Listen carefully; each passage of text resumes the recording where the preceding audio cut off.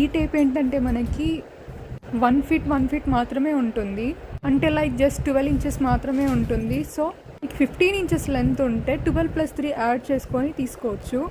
And ఇక్కడ మనం cut చేసేది బ్లౌజ్ కాబట్టి ఈజీగా అయిపోయింది ఈ టేప్తో కట్ చేయడం కూడా. కొప్పున్నమ్మ ఎలా తిప్పినా బాగుంటుంది అన్నట్టు మనకి పని వచ్చి ఉండాలే, కానీ కాస్త తెలివి వాడితే ఎలాగైనా చేసేయచ్చు. ఆర్మ్ హోల్ని ఇలా డ్రా చేయడం ఇంత ఈజీగా అయితే రాదు ఒక్కసారికే, దీనికి చాలా ప్రాక్టీస్ కావాలి. ప్రతిసారి ఫ్రెంచ్ కర్వే ఉండాలంటే కూడా కష్టం కదా. నేను ఇక్కడ కట్ చేసే బ్లౌజ్ వచ్చేసి high neck with princess cut అనమాట.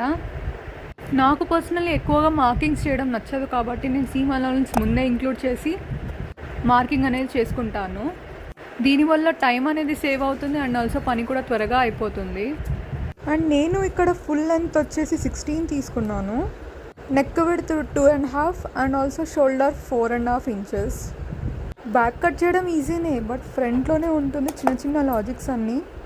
చిన్న చిన్న బేసిక్ పాయింట్స్ మీద కాన్సన్ట్రేట్ చేస్తూ కట్ చేస్తే మాత్రం పర్ఫెక్ట్గా వస్తుంది. ఇక్కడ నేను ప్రిన్సెస్ కట్ని సపరేట్గా తీయట్లేదు, ఎందుకంటే ఈ స్మాల్ సైజ్ బ్లౌజ్ దీనికి అవసరం లేదు. బట్ XL, XXL ఆ సైజెస్కి వచ్చేసరికి కటింగ్ అనేది డిఫరెంట్గా ఉంటుంది. అండ్ ఆల్సో నేను ఇక్కడ స్లీవ్స్కి లైనింగ్ వేయట్లేదు కాబట్టి నేను ఇక్కడ 80 సెంటీమీటర్స్ బ్లౌజ్ పీస్ అనేది యూస్ చేస్తున్నాను. బ్లౌజ్ లెంత్ ఇక్కడ 16 ఇంచెస్ ఉంది కాబట్టి డాట్ నేను 4 ఇంచెస్ తీసుకుంటున్నాను.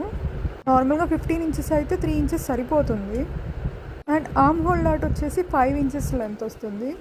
ఆర్మ్ హోల్ డాట్ విడ్త్ వచ్చేసి 1/2 inch and waste dot width వచ్చేసి 1.5 ఇంచ్, రెండు కలిపి 2 ఇంచెస్ డాట్ వింటెక్. మెయిన్ ఫ్యాబ్రిక్ హెవీగా ఉంది కాబట్టి హై నెక్ పెట్టేసి చిన్న కీ హోల్ ప్యాటర్న్ ఇచ్చాను, సో దట్ ఎక్కువ రివీలింగ్గా ఉండదు, కంఫర్టబుల్గా ఉంటుంది. ఇంకా డీటెయిల్ వీడియో కావాలంటే కమెంట్ చేయండి.